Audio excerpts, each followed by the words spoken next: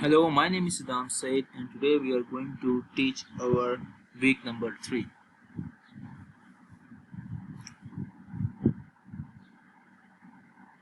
Welcome class 8। कुछ instructions आपके सामने मौजूद है आपकी क्लास के मुताबिक। टेक्स्ट बुक कौन सी है, पेज नंबर कौन सा रीड करने जा रहे हैं, पेज 30 से 31 है। चैप्टर हमारा इंट्रोडक्शन टू कंप्यूटर है। लेसन जो टॉपिक हम आज के दौरान पढ़ेंगे वो दो टॉपिक्स को कवर करेंगे, जिनमें से एक आपके पास होगा एप्लीकेशन सॉफ्टवेयर और एक होगा ओपन सोर्स सॉफ्टवेयर। सोर्स जो हमें रिक्वायर्ड होगी वो होगी टेक्स्ट बुक और इंटरनेट। हम दोनों की मदद लेंगे। कुछ लेसन प्लान मैंने साइड पे मेंशन किए हुए जिनको आज हमें टीच आउट, कुछ इनमें से मैं स्लाइड्स में दूंगा, कुछ आपके असाइनमेंट में मौजूद हैं जो आपने करनी है। राइट साइड पे अगर आप देखें तो आपको बुक का एक लोगो जो है वो मेंशन है आपकी बुक का। तो क्लास 8 बी सेक्शन ए और बी दोनों के लिए मेरा सेम लेक्चर होता है, यू नो डैट आप पहले से जानते हैं। Application software. एप्लीकेशन सॉफ्टवेयर क्या होता है? एप्लीकेशन सॉफ्टवेयर की अगर मैं डेफिनेशन करूं तो मैं ये कर सकता हूं कि ऐसे तमाम सॉफ्टवेयर जो आपके कंप्यूटर में रन होते हैं, इनको रन जो करता है उसे कहते हैं एप्लीकेशन सॉफ्टवेयर। जितने भी आपके कंप्यूटर के अंदर हो सकते हैं, कोई गेम हो सकती हैं, आपके पास कोई एप्लीकेशंस हो सकती हैं, आपके पास कैलकुलेटर हो सकता है, आपके पास एमएस ऑफिस हो सकता है। आप कोई भी अगर अपने कंप्यूटर में एप्लीकेशन परफॉर्म करते हैं तो वो एप्लीकेशन सॉफ्टवेयर बनाई जाती है। डेफिनेशन अगर करना चाहूँ तो बड़ी सिंपल से हो सकती है, all those application who can use by user it is called application software. Simple सी चीज़ है कि जितनी भी एप्लीकेशन यूजर यानी कि आप इस्तेमाल करते हैं अपने कंप्यूटर, लैपटॉप, मोबाइल फोन, कहीं पे भी, उसे एप्लीकेशन सॉफ्टवेयर। एप्लीकेशन सॉफ्टवेयर के अंदर हम देखना चाहें तो हम क्या क्या चीज देखेंगे? एप्लीकेशन सॉफ्टवेयर क्या होती हैं, वाई क्यों इस्तेमाल होती हैं, सॉफ्टवेयर की टाइप्स कितनी हैं, कॉमन फीचर्स क्या क्या हो सकते हैं, सॉफ्टवेयर की मैनेजमेंट क्या होती है, सॉफ्टवेयर की डिस्ट्रीब्यूशन क्या होती है, प्रोग्रामिंग लैंग्वेजेस कौन कौन सी हैं, और आज के दौर में सॉफ्टवेयर के क्या इश्यूज चल रहे हैं और क्या चल रहे हैं। तो इसके बारे में कुछ बात होगी। कुछ कोर्स में मौजूद हैं और कुछ कोर्स में मौजूद नहीं है। यहाँ पे लिखने की मेन पॉइंट ये था कि आपको कंसेप्ट क्लियर हो जाए कि एक्चुअली इसके अंदर क्या क्या मेन पॉइंट्स आपके अंदर मौजूद होते हैं। आगे चलते हैं जी। डेफिनेशन ऑलरेडी मैं आपको पहले बता चुका हूँ कि आपकी एप्लीकेशन सॉफ्टवेयर डेफिनेशन की वो क्या होती है कि आपके कंप्यूटर में जितने भी आपके यूजफुल टास्क हैं, जितने भी आप टास्क पे आप काम करते हैं, जिन एप्लीकेशंस पे आप काम करते हैं, जिन सॉफ्टवेयर पे आप काम करते हैं, उन्हें एप्लीकेशन सॉफ्टवेयर कहा जाता है। Example VLC player. आप कंप्यूटर पे जाके मूवी देखते हैं वीएलसी प्लेयर के ऊपर, तो जो वीएलसी प्लेयर क्या है वो एक एप्लीकेशन सॉफ्टवेयर है। आपने आईडीएम इस्तेमाल करते हैं इंटरनेट से यूट्यूब की वीडियोस डाउनलोड करने के लिए, वो क्या है? सॉफ्टवेयर है। तो ऐसे तमाम सॉफ्टवेयर जो आप इस्तेमाल करते हैं क्या कहा जाता है? एप्लीकेशन। यहाँ पे सिंपल वही बात लिखी हुई है, क्या स्पेसिफिक इंस्टेंस सच सॉफ्टवेयर कॉल्ड एप्लीकेशन सॉफ्टवेयर। यानी कि क्या वो बात करता है कि ऐसे तमाम सॉफ्टवेयर जो आपके कंप्यूटर के अंदर कोई स्पेसिफिक या यूजफुल टास्क परफॉर्म करते रहते हों, वो क्या कहते हैं? एप्लीकेशन सॉफ्टवेयर कहा जाता है। कहता है कि application software is a program. एक एप्लीकेशन सॉफ्टवेयर एक ऐसा प्रोग्राम है या एक ऐसे ग्रुप का प्रोग्राम है जो डिजाइन किया गया एंड यूजर के लिए। एंड यूजर कौन सा बंदा होता है? एंड यूजर आप होते हैं जिसने वो प्रोडक्ट इस्तेमाल करनी होती है। अब अगर आप और इस डायग्राम को देखें तो आप देखें कि आपका स्ट्रक्चर कैसे बना है। मैंने लास्ट लेक्चर के अंदर सिस्टम सॉफ्टवेयर को थोड़ा सा एक्सप्लेन किया था। अगर आप देखें सबसे पहले हमारे पास हार्डवेयर है जिसके हमारे पास CPU, disk, mouse, printer, etcetera आते हैं। उससे अगर हम ऊपर देखें तो हमारे पास सिस्टम सॉफ्टवेयर है जिसमें हमारे पास ऑपरेटिंग सिस्टम आ जाते हैं, यूटिलिटीज आ जाती हैं, यूनिक्स, लिनक्स, एक्सेट्रा। और अगर हम उससे भी ऊपर चले जाएं तो हमारे पास एप्लीकेशन सॉफ्टवेयर है, जो है हमारा आज का टॉपिक। तो अगर आप आज के टॉपिक को थोड़ा सा मजीद इनहांस करके देखें तो हो सकता है हमारे सॉफ्टवेयर के अंदर जो है वो computer games, spreadsheet, word processor, database, internet browser, बेतहाशा ऐसी चीजें आ जाती हैं कि यहाँ पे सारी एक्सप्लेन करना भी मौजूद नहीं है। लेकिन कॉन्सेप्ट क्लियर होना चाहिए कि मेरे कंप्यूटर में ऐसी तमाम वो एप्लीकेशन को आप इस्तेमाल करते हैं अपनी एंटरटेनमेंट पर्पज के लिए, बिजनेस पर्पज के लिए, उनको हम क्या कहते हैं? एप्लीकेशन सॉफ्टवेयर कहा जाता है। आगे चलते हैं जी। एप्लीकेशन सॉफ्टवेयर के अंदर अगर आप देखें तो मैंने ये वही वाली सेम बात है कि कंप्यूटर आपका हार्डवेयर लगा हुआ है, इसके आपको सिस्टम सॉफ्टवेयर, सिस्टम सॉफ्टवेयर में आपको वही debugger, assembler, compiler, computer operating system, file manager etcetera. और हमारे सबसे टॉप पर कौन से होते हैं? Application software. बस ये वर्ड प्रोसेसर, एमएस ऑफिस के सारे पॉइंट्स आ जाते हैं, डेटाबेस, कम्युनिकेशन, गेम, समथिंग कौन कौन से एप्लीकेशन सॉफ्टवेयर होती हैं पहले बता चुका हूँ। आपकी जो माइक्रोसॉफ्ट विंडोज है एप्लीकेशन सॉफ्टवेयर है, लिनक्स, ओएस3, बायोस सॉफ्टवेयर, उसके बाद आपके boot software, linker software, assembler software, मतलब दुनिया की आप कोई सॉफ्टवेयर उठा के देख लें जो जिस पे आप अपना वर्क करते हैं वो आपके पास एप्लीकेशन सॉफ्टवेयर है। कुछ एग्जांपल्स मैंने यहाँ पे कोट की हैं, आप इसके अलावा भी यूज कर सकते हैं।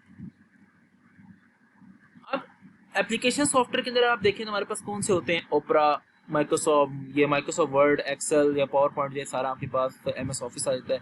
माई एसक्यूएल सी का डेटाबेस सॉफ्टवेयर है, iTunes आईफोन के लिए यूज होता है, VLC मीडिया प्लेयर आप अक्सर इस्तेमाल करते हैं, फोटोशॉप एक्सेट्रा, ये सारे आपके पास क्या है, आपके पास एप्लीकेशन सॉफ्टवेयर। एप्लीकेशन सॉफ्टवेयर कौन कौन से होते हैं? आप देखें वहां पर उसने दो बड़ी बात की, सिस्टम सॉफ्टवेयर और एप्लीकेशन सॉफ्टवेयर। सिस्टम सॉफ्टवेयर तो वो हो गए ना जो आपके कंप्यूटर के अंदर लगे हुए हैं, जैसे आपके कंपाइलर लिंकर हो गए। एप्लीकेशन सॉफ्टवेयर वो हो गए जो आपके पास, जिन पे आप वर्कआउट करते हैं अपने यूजर्स के लिए। तो एप्लीकेशन सॉफ्टवेयर की अगर डेफिनेशन करें, वो कहता है कि have direct control and access your computer.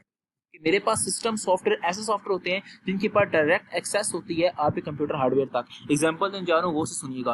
आपने कंप्यूटर का बटन ऑन किया, कंप्यूटर का बटन जब आप ऑन करते हैं, कंप्यूटर की सीपीयू की लाइट ऑन होती है और उससे 2 सेकंड के बाद जाके आपका जो पीसी है वो ऑन होता है। मुझे बताएं कि वो 1-2 सेकंड के अंदर क्या हो रहा है। 1-2 सेकंड के अंदर BIOS basic input output system, repeat करें, बेसिक इनपुट आउटपुट सिस्टम एक छोटा सा सॉफ्टवेयर है। वो क्या काम करता है, हार्डवेयर को जाकर चेक करा है कि हार्डवेयर ठीक है, अगर हार्डवेयर ठीक है तो आपका सिस्टम ऑन करता है। तो मुझे बताएं क्या वो सिस्टम सॉफ्टवेयर की एग्जांपल ना हुई, क्योंकि हमने डेफिनेशन में यही बात पढ़ी कि डायरेक्ट कंट्रोल होगा किसके साथ, हार्डवेयर के साथ। तो ऐसे तमाम सॉफ्टवेयर जिनका डायरेक्ट कंट्रोल हार्डवेयर के साथ होता है उनको क्या कहते हैं, कहा जाता है एप्लीकेशन सॉफ्टवेयर कहा जाता है। और बायोस इसकी एक बेस्ट एग्जांपल। फिर उसने बात की है कि they perform IO operation on various memory location. ये different input output operation perform करते हैं आपकी मेमोरी लोकेशंस के साथ और कंट्रोल करते हैं आपके हार्डवेयर को। और आपकी कुछ एग्जांपल्स में मौजूद होती हैं। सॉफ्टवेयर जो होते हैं वो अंडर काम करते हैं सिस्टम सॉफ्टवेयर, यानी कि अगर सिस्टम सॉफ्टवेयर है तो एप्लीकेशन सॉफ्टवेयर चलेगा, अगर सिस्टम सॉफ्टवेयर नहीं है तो एप्लीकेशन सॉफ्टवेयर नहीं चलेगा। And made to a specific task word processor. जिस तरह मैंने ये अपना जो डॉक्यूमेंट है ये मैं वर्ड पावर पॉइंट पे बनाता हूँ, तो ये मेरे पास एक एप्लीकेशन सॉफ्टवेयर है, इसे मैं जिस पे अपना वर्कआउट कर रहा हूँ, मेरे पास जो है वो वर्कआउट ये कहता है क्यों इस्तेमाल करें, वाई, आपके ख्याल से क्यों होनी चाहिए?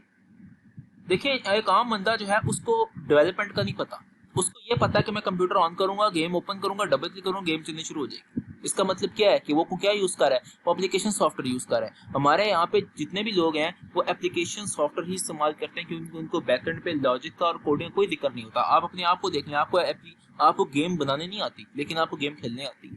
आप पबजी प्लेयर हैं, लेकिन आपको ये नहीं पता पबजी बनी कैसे। अगर आप पबजी के बैकएंड पे जाएं, पूरी टीम बैठे थे 3-3 साल लगा गेम बनाई है, लेकिन आप सिंपल क्लिक करते हैं गेम प्ले कर लेते हैं। तो वो ये भी बात कर रहा है कि software is indispensable for any computer. Software को नहीं पता कि मैं किस कंप्यूटर पे चलूंगा, सॉफ्टवेयर को बस इतना पता है कि मैं क्लिक होकर मेरे पे काम लिया जाएगा। System software need for input calculation and output. System software जो है वो क्या काम करते हैं, कुछ इनपुट दी जाती है, वो कैलकुलेट करते हैं और आउटपुट करते हैं। Application software productivity and easily, आपकी प्रोडक्टिविटी और आसानी के लिए बनाए जाते हैं, पर्सनल इस्तेमाल के लिए बनाए जाते हैं। Everything looking neat and organize, कोई भी काम हो उस काम को ऑर्गेनाइज सही तरीके करने के लिए बनाया जाए।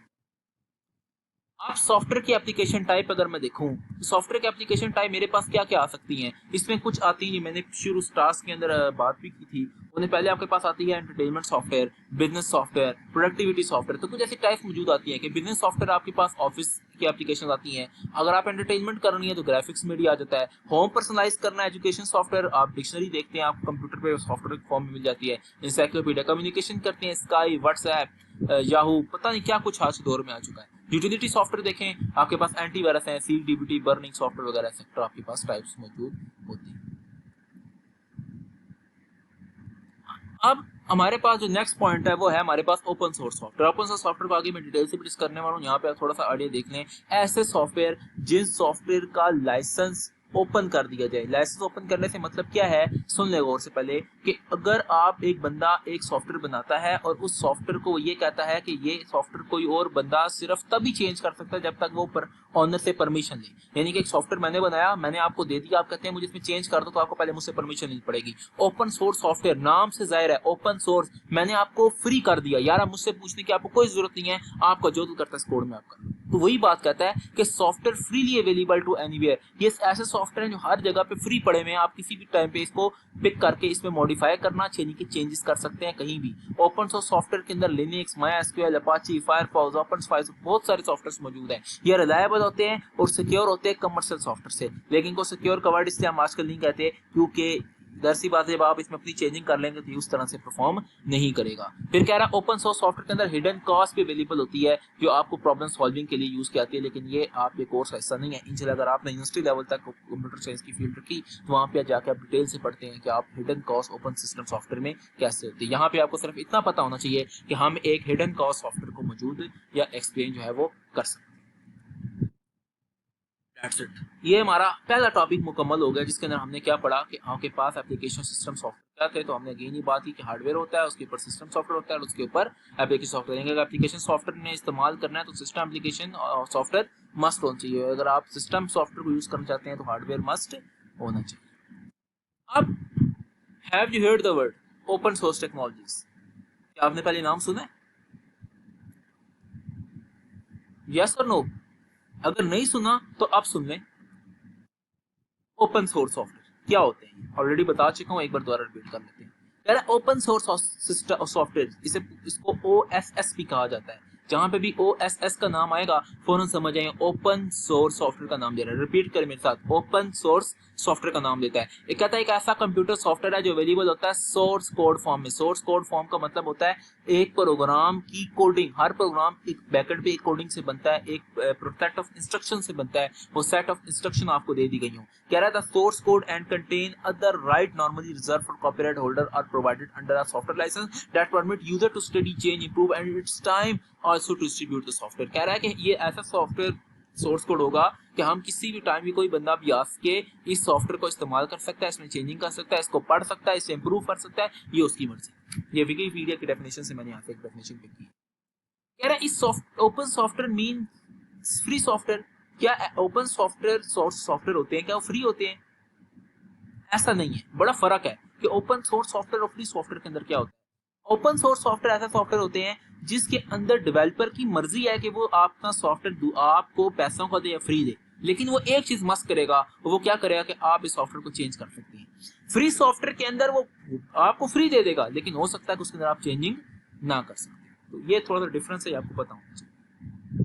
तो कह रहा है मेड क्लियर कर ले open source is philosophy that promote free redistribution and access to end product design and implementation detail. The word free is OSS concept refer to freedom not the cost. वही वाली बात है कि हो सकता है कि कॉस्ट में आपको पैसों का वो मैं आपको सॉफ्टवेयर दूं, लेकिन आपको ये अथॉरिटी दे दूंगा कि आप उस सॉफ्टवेयर में चेंजेस कर सकते हैं। फ्री सॉफ्टवेयर के अंदर मैं आपको दूंगा तो फ्री, लेकिन आपके पास अथॉरिटी नहीं होगी जैसा सॉफ्टवेयर बना आपको वैसा ही इस्तेमाल करना।